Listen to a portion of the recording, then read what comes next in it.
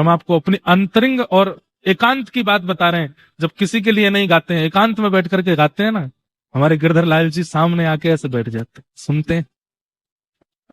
प्रत्यक्ष दिखाई नहीं देते हैं पर अनुभव होता है। एक बार मुझे अनुभव हुआ है कथा में भी, ये पीछे वाली मसनद पे दोनों तरफ पैर लटका के बैठ गए हैं। बद्रीनाथ में कथा हो रही थी, तो बद्रीनाथ में हमारे ठाकुर जी कथा में कभी नहीं आए थे, उससे पहले कमरे में ही रहते थे। लेकिन उस दिन नंदोत्सव था कथा में, तो बद्रीनाथ में कथा थी। तब हमारे गिरधर लाल जी 6 महीना के थे। तो हर कथा में नंदोत्सव पे बालक बन के आते हैं कृष्ण।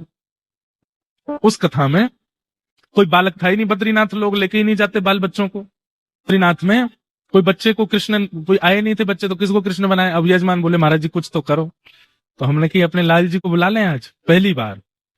तो पिट्ठू होते हैं ना जो बद्रीनाथ में चल नहीं पाते, उनको पिट्ठू लेके चलते हैं, 2 लोग, पालकी जैसी होती है, वो पालकी मंगवाई, गंगा जल से धोई, उसको सजाया। तो उस दिन मतलब ऐसे हो रहा था जैसे एक माँ बालक को स्कूल भेजती है ना, ऐसा में हो रहा था कि आज पहली बार लाल जी इतनी भीड़ में आएंगे, संभाल के लाना, आराम से लाना, सबको समझा रहा था। क्योंकि मैं तो कथा में बैठ जाता हूँ आके, तब सेवक भी नहीं थे लाल जी के इतने, अब तो सबको सेवा भी आती है।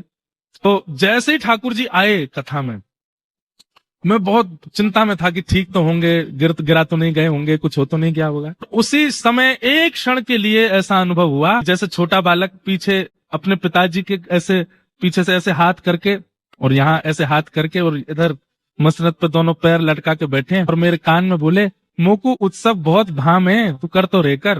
वो उत्सव बहुत अच्छे लगे। और बस वो आज भी संस्कार या आस्था चैनल पे लाइव थी कथा, आज भी है। मैं थोड़ी देर के लिए निर्वाक हो गया, 2019 की बात है।